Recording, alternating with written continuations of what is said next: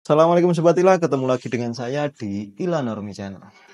Setelah kemarin viralnya dari kasus Gus Miftah, yang dimana Gus Miftah menghina salah seorang pedagang es teh.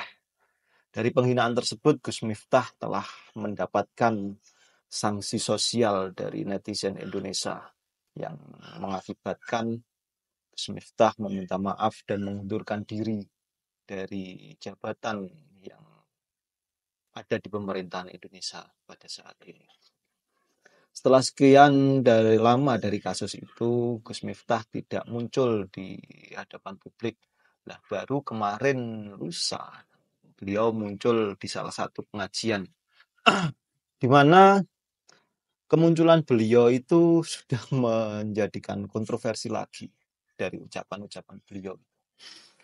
Di dalam ucapan beliau itu ada peristiwa yang mendoakan para netizen yang menghujat beliau agar diampuni dosanya sama Allah Subhanahu wa taala, agar tidak dihukum istilahnya dari Allah Subhanahu wa taala.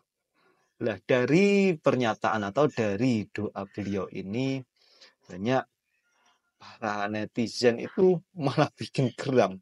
Geram kenapa? Karena para netizen menganggap bahwasanya permintaan maaf yang kemarin dilakukan Gus Miftah, pengunduran diri yang dilakukan Gus Miftah itu adalah sebuah keterpaksaan.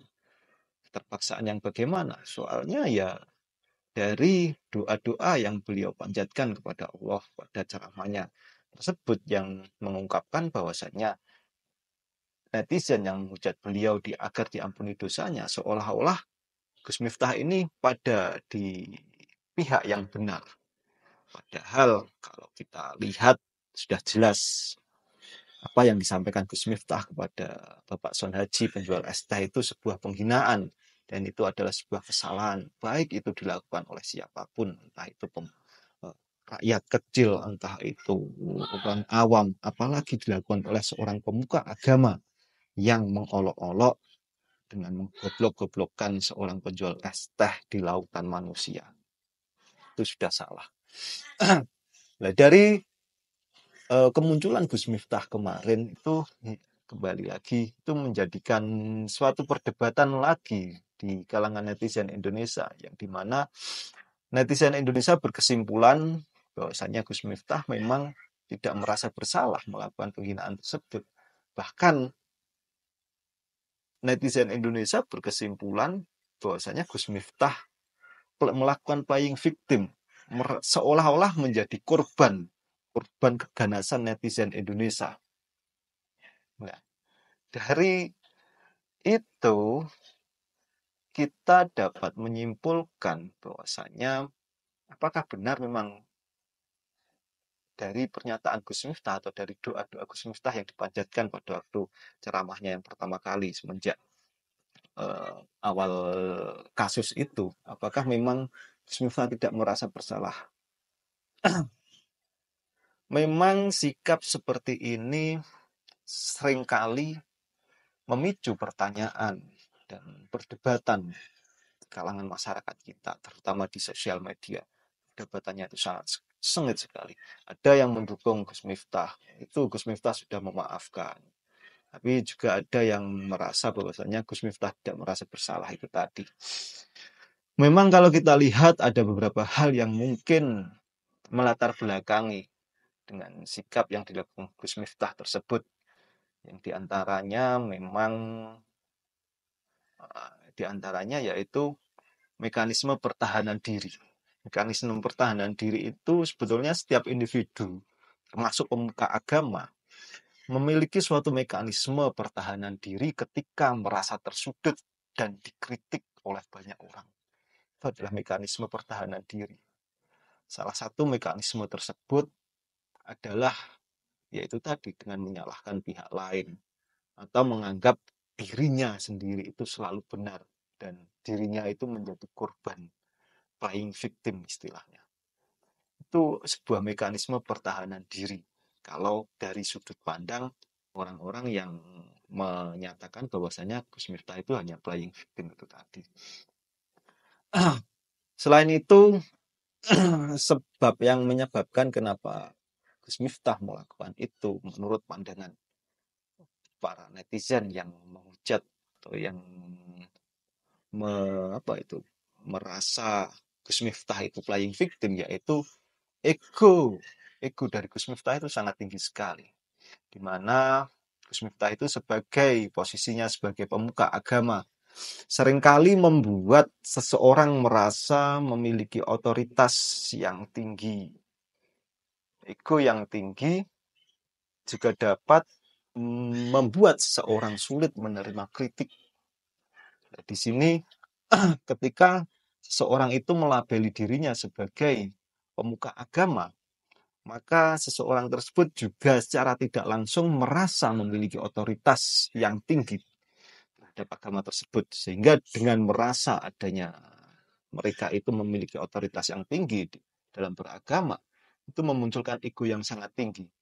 Ketika muncul ego yang sangat tinggi, itu membuat seseorang tersebut sulit sekali menerima kritik, walaupun tindak lakunya itu sudah tidak sesuai dengan ajaran agama yang dia yakini. Tuh, kurang lebihnya seperti itu. Terus selanjutnya, sikap itu ada apa yang melatar belakangi sikap yang melatar belakangi dari Gus Miftah atau agamawan yang tidak bisa menerima kritik, yaitu kurang refleksinya diri mungkin, kurang refleksinya diri.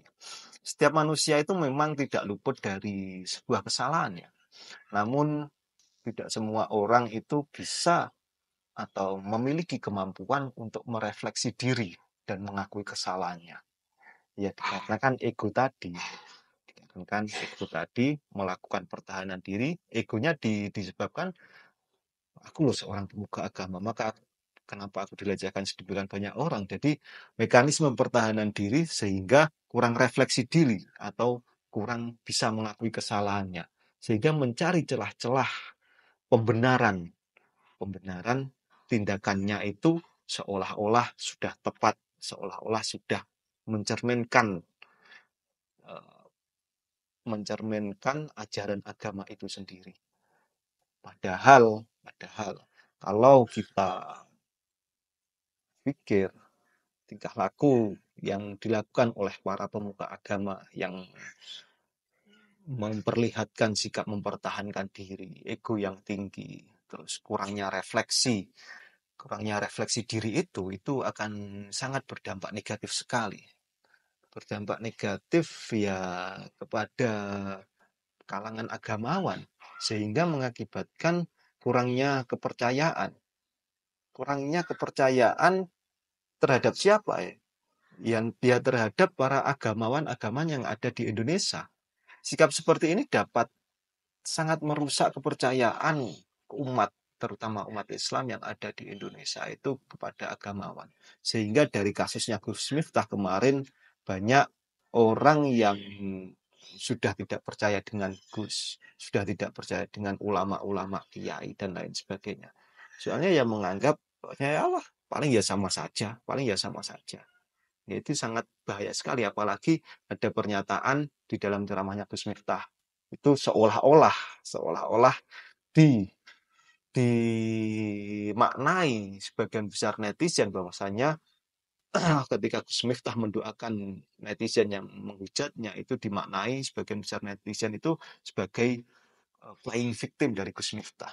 Nah, ketika hal itu terjadi, maka ya itu tadi, umat sudah kehilangan kepercayaan terhadap para pemuka-pemuka agama, itu sangat bahaya sekali. Oke Sobat Tila, maka dari itu untuk menghindari kesalahpahaman yang seperti ini, pendidikan agama, terutama agama Islam yang benar-benar dan komprehensif itu sangat penting sekali. Pendidikan agama memang harus mampu memberikan pemahaman yang mendalam tentang ajaran agama Islam itu sendiri, termasuk dalam kita memilih seorang panutan, dalam kita memilih seorang alim ulama yang kita jadi panutan, dalam memahami ajaran agama Islam itu sendiri. Oke Sobat Ilah, semoga video kali ini bermanfaat dan terima kasih sudah menyimak. Assalamualaikum warahmatullahi wabarakatuh.